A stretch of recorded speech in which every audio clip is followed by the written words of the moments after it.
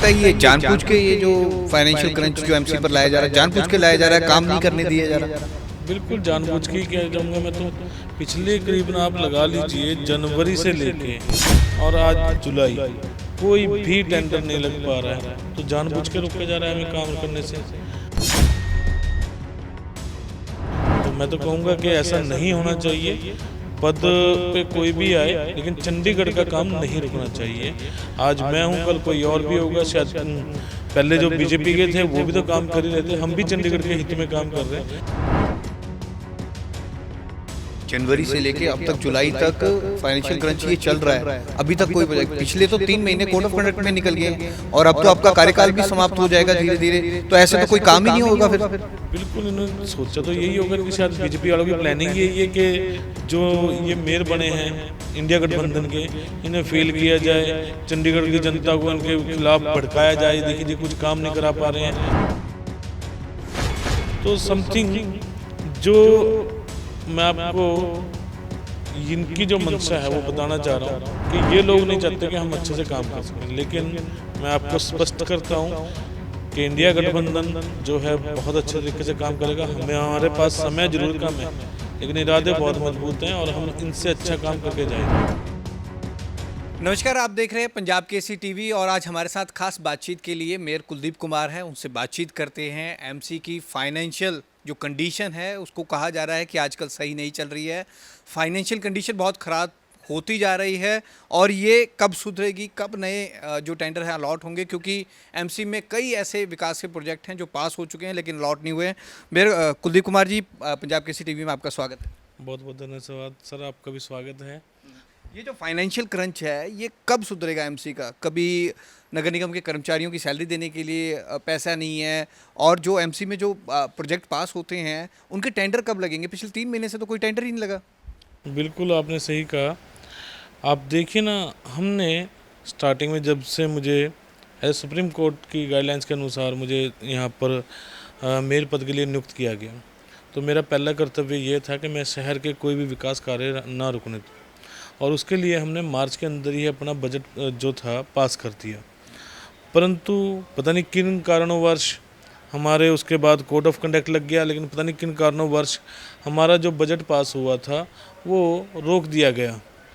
वो रोका क्यों गया मुझे भी ये पता नहीं। जैसे ही कोड ऑफ कंडक्ट ख़त्म हुआ, फिर उसके बाद वो हमारा लागू भी कर दिया गया। जब लागू ही करना तो पहले ही कर देते। अब फाइनेंशियल जो है हमारी कंडीशन तो ख़राब होनी थी। अब इतना रेवेन्यू जनरेट हम नहीं कर पा रहे थे जितना हमें लोगों की सैलरी भी देनी होती है। हमारे 11,000 एम्प्लॉयज़ भी, उनकी सैलरी भी देनी है और भी बहुत से काम थे, हम टेंडर वगैरह भी लगाने थे। तो हमने तो बजट पास किया था कि शहर के विकास कार्य ना रुकें, परंतु वो विकास कार्यों का पहिया इसलिए रुक गया क्योंकि गवर्नर साहब नहीं चाहते थे कि इनके काम बहुत जल्दी हों, या हमारी सरकार का या बीजेपी की सरकार का लगा लीजिए कि उन्होंने नहीं चाहा कि ये जो आम आदमी पार्टी से इंडिया गठबंधन का जो मेयर बना है ये कोई विकास कार्य करा सके। तो परंतु अब इन्होंने जून में हमारा कोड ऑफ कंडक्ट ख़त्म होने के बाद बजट पास किया है, तो इसके बाद हमारा जो पहली किस्त है, शायद नेक्स्ट वीक हमें पहली किस्त मिलेगी, जो हमें सेंटर की साइड से मिलता है पैसा ग्रांटेड, वो हमें पहली किस्त जो है इस नेक्स्ट वीक में मिलने जा रही है। तो उसके बाद हमारे जो टेंडर हैं हम जो और ज़्यादा जल्द करेंगे, तेज़ी से भी हमारे जो रुके हुए काम है वो जल्दी से करा सकें। आपको क्या लगता है ये जानबूझ के ये जो फाइनेंशियल क्रंच जो एमसी पर लाया जा रहा है, जानबूझ के लाया जा रहा है, काम नहीं करने दिया जा रहा? बिल्कुल जानबूझ के ही कह जाऊँगा मैं तो। पिछले करीबन आप लगा लीजिए जनवरी से लेके और आज जुलाई, कोई भी टेंडर नहीं लग पा रहा है, तो जानबूझ के रोका जा रहा है हमें काम करने से। तो मैं तो कहूँगा कि ऐसा नहीं होना चाहिए। पद पे कोई भी आए, लेकिन चंडीगढ़ का काम नहीं रुकना चाहिए। आज मैं हूँ, कल कोई और भी होगा। शायद पहले जो बीजेपी के थे वो भी तो काम कर ही रहे थे, हम भी चंडीगढ़ के हित में काम कर रहे हैं। तो चंडीगढ़ के हित में जो काम कर रहा है वो नहीं रोका जाना चाहिए। आप कह रहे हैं कि जनवरी से लेके अब तक जुलाई तक फाइनेंशियल क्रंच ये चल रहा है, अभी तक कोई पिछले तो 3 महीने कोड ऑफ कंडक्ट में निकल गए हैं और अब तो आपका कार्यकाल भी समाप्त हो जाएगा धीरे धीरे, तो ऐसे तो कोई काम ही नहीं होगा फिर।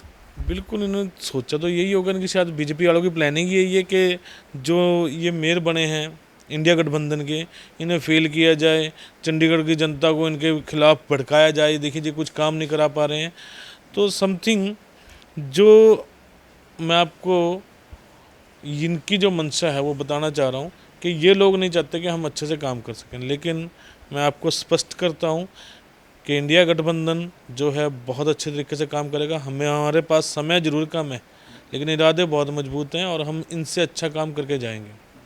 अच्छा, कल स्मार्ट सिटी की मीटिंग थी। स्मार्ट सिटी की इस मीटिंग में आप भी शामिल हुए थे। आपने एक निराशा दिखाई थी कि कॉलोनियों के कोई भी काम इस स्मार्ट सिटी प्रोजेक्ट में नहीं आते।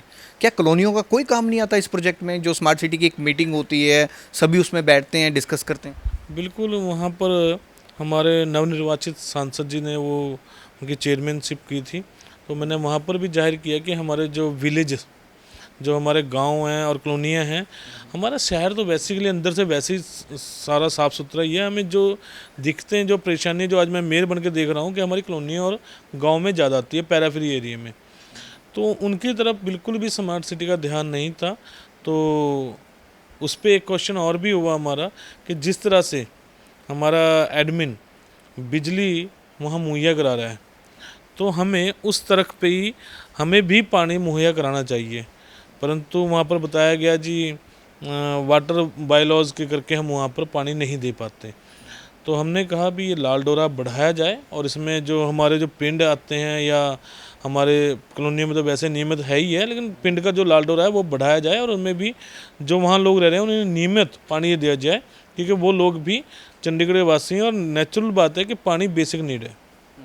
लाल डोरों के बाहर जो घर बने हुए हैं, पानी के कनेक्शन का हमेशा ये मुद्दा उठता है। आपने हाउस में भी कहा था पानी के कनेक्शन उन्हें देना चाहिए, भाजपा वाले भी बोलते हैं। फिर दिक्कत कहाँ पे आती है, क्यों नहीं दिया जाता फिर उन्हें? जब उन्हें बिजली दी जा रही है तो पानी तो मूलभूत सुविधा है, उन्हें तो देना चाहिए, इतनी गर्मी पड़ रही है। बिल्कुल, यही तो जो हमारे ऑफिसर हैं उनके साथ यही लड़ाई चल रही है कि जब हम वो कहते हैं जी बेसिक नीड में इलेक्ट्रिसिटी आती है, पानी नहीं आता। मैं क्या, ये कौन सी बात हुई? हमारे कह जी वाटर बायलॉज में हमारे पास प्रावधान ही नहीं है कि हम वहाँ पर पानी का कनेक्शन दे सकें। तो मैं क्या, बायलॉज चेंज कीजिए, जो भी कानून व्यवस्था है उसे ठीक कीजिए। जब जो लोग बस चुके हैं उन्हें कैसे उजाड़ा जा सकता है? जो लोग बस चुके हैं, अपनी पूरी ज़िंदगी भर की कमाई लगा चुके हैं, तो उन लोगों को अब हर सुविधा दी जानी चाहिए, क्योंकि वो चंडीगढ़ के वासी हैं। उनके ration card, voter card, something सारे पासपोर्ट वगैरह सब कुछ बने हुए हैं, तो वो कोई पाकिस्तानी तो है नहीं कि अब उन्हें पानी का कनेक्शन नहीं देंगे हम। तो ये चीज़ें थोड़ी सी है तो इश्यूज़, और इन पर भी डिस्कस चल रही है।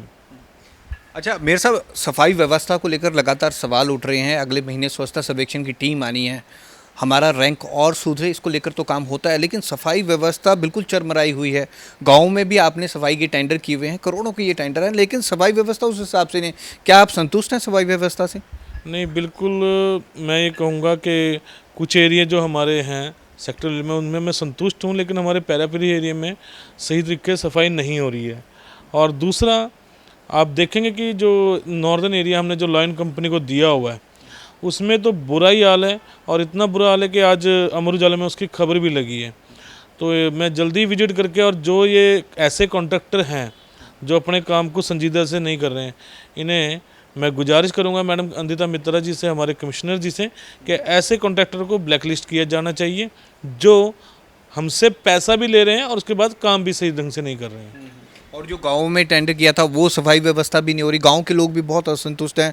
वो तो कह रहे हैं कि पहले जो अच्छी थी सफाई व्यवस्था, अब तो जो ये टेंडर किया इसमें तो बिल्कुल भी सफाई नहीं हो रही, कूड़ा उठता ही नहीं है। बिल्कुल, अगर वहाँ पर भी ऐसी कोई समस्या आ रही है, अगर मेरे संज्ञान में नहीं आया, अगर वहाँ भी ऐसी कोई समस्या आ रही है तो उसे भी ब्लैकलिस्ट किया जाना चाहिए। अगर ऐसे हमारे कॉन्ट्रैक्ट आके हमारे चंडीगढ़ शहर को हम ऐसे गंदा नहीं होने देंगे, क्योंकि अगर कॉन्ट्रैक्टर इस तरह से चलेंगे तो हमें भी उन्हें ब्लैकलिस्ट करना पड़ेगा, क्योंकि ब्लैकलिस्ट करे बगैर ये नहीं मानेंगे। एक दो कॉन्ट्रैक्टर सही लाइन पे लाने के लिए एक दो कॉन्ट्रैक्टर को हम ब्लैकलिस्ट करना पड़ेगा। अच्छा मेरे साहब, ये जो सफाई की गाड़ियाँ आती हैं कूड़ा उठाने, ये प्रॉपर नहीं आ रही। लोग बड़ी नाराज़गी जता रहे हैं कि 2-2, 3-3 दिन कभी गाड़ी नहीं आती, कभी आती है तो पीछे पीछे से निकल जाती है। हर सेक्टर में, हमने 56 में भी किया था, 35 में भी ये प्रॉब्लम है, ये और सेक्टरों में भी आ रही होगी। ये गाड़ी प्रॉपर क्यों नहीं आती है? क्या इनका सब कुछ तो ऑनलाइन है, सिस्टम इनकी हाजिरी ऑनलाइन लगती है, फिर ये गाड़ी प्रॉपर कूड़ा क्यों नहीं उठाती हैं? देखिए, मेरे संज्ञान में भी तब आया था जब 56 में हमारे जो साथी मुनवर जी हैं उन्होंने एक कंप्लेंट की थी। उसके बाद मैंने तुरंत उस पर कार्रवाई करते हुए वहाँ के जो सेंट्री इंस्पेक्टर हैं और एचएस वगैरह हैं सबको बुला के उनसे बात की कि ऐसा नहीं होना चाहिए दोबारा, और दोबारा से ऐसी कोई कंप्लेंट आनी भी नहीं चाहिए मुझे। तो उस बारे में मैंने संजीदा से कहा है, अगर ऐसा कोई ड्राइवर बिना मतलब के गाड़ी घुमाता मिल गया तो भी हम उसे नौकरी से बर्खास्त करेंगे, या हमारा डोर टू डोर कोई भाई जो है काम करने में आनाकानी करता है तो हम उसका भी साथ MOU जो हमारा हुआ है उसे पहली बार हम वार्निंग देंगे, लेकिन उसके बाद हम नहीं बख्शेंगे। अच्छा, एनफोर्समेंट में इंस्पेक्टरों की भर्ती होनी थी, पिछली बार मुद्दा उठा था, क्या वो भर्ती प्रक्रिया शुरू हो गई है? क्योंकि एनफोर्समेंट में इंस्पेक्टर की कमियां हैं, कई जगह जो अवैध कब्जे किए हैं लोगों उनको उठाने में कमी आ रही है, तो ये वो भर्ती होगी? बिल्कुल भर्ती तो होगी, लेकिन हमारा थोड़ा सा फाइनेंशियल सिस्टम थोड़ा ठीक हो जाए, फिर उसके बाद हम सोचेंगे, क्योंकि अभी तो हमारे पास फाइनेंशियल प्रॉब्लम बहुत ज़्यादा है। तो हम उन्हें रखने के बाद उनकी सैलरी वगैरह भी तो देनी है, तो सैलरी वगैरह कहाँ से देंगे? थोड़ा फाइनेंशियली ठीक हो जाए तो जरूर उनकी भर्ती दोबारा स्टार्ट की। अच्छा, आपके वार्ड की बात करें, डड्डू माजरा में स्पेशली आप हर बार डंपिंग ग्राउंड का मुद्दा उठाते आए हैं। लोगों को पिछले दिनों यहाँ पे बहुत दिक्कत आई है, लीचड़ यहाँ पर गिरा हुआ है, आपने सफाई भी कराई है, लेकिन कई लोग उसमें फिसल के गिरे हैं और घायल भी हुए हैं। क्या काम चल रहा है और आप इस काम से खुश हैं? अब कूड़ा उठ रहा है प्रॉपर? क्योंकि अब बरसातें हैं, अब जो बदबू आती है लोगों का यहाँ रहना बहुत मुश्किल है। हमने इलेक्शन में कवरेज भी की थी इसकी। बिल्कुल, मैं आपसे टू दी फ्रैंक बताऊं, क्योंकि अगर मैं यहाँ का निवासी हूँ, आज के समय में स्मेल बहुत ज़्यादा है। हमने एक एजेंडा भी पास किया जिसमें कि वो मिस्ट्री करके, मतलब वो जो है उस दुर्गंध को ख़त्म किया जा सके, लेकिन परंतु प्रॉब्लम तो है ही है। जहाँ पूरी चंडीगढ़ के शहर का कूड़ा गिरता हो वहाँ प्रॉब्लम ना हो, ऐसा तो हो नहीं सकता। लेकिन जिस तरह से तेज़ी से काम चल रहा है, तो मुझे लगता है कहीं ना कहीं आने वाले समय में शायद डड्डू मारे के भी अच्छे दिन आएंगे, और ये जो कूड़े का पहाड़ जो आपको दिख रहे हैं ये भी ख़त्म होंगे, और अच्छा यहाँ सिस्टम बन सकेगा। जो मैं अपनी तरफ से पूरी कोशिश कर रहा हूँ कि मेरे समय में बेसिकली तो 70% तो आपने देखा होगा कि ख़त्म हो चुका है। जो भी 25% रह गया है उसे भी मैं अपने कार्यकाल में ख़त्म करने की पूरी कोशिश करूँगा। ठीक है। बहुत बहुत धन्यवाद। तो कई सवालों के जवाब पूछे थे मेयर साहब से, जो जिस तरह से कार्यकाल चल रहा है, कई फंड क्रंच है, कई सवाल यहाँ पर पूछे थे, लोगों के भी सवाल थे, कल स्मार्ट सिटी की भी मीटिंग थी, ये सारे सवाल हमने मेयर साहब से पूछे। कैमरामैन अमरजोत के साथ भगवत सिंह, पंजाब केसरी, जगबानी TV, चंडीगढ़।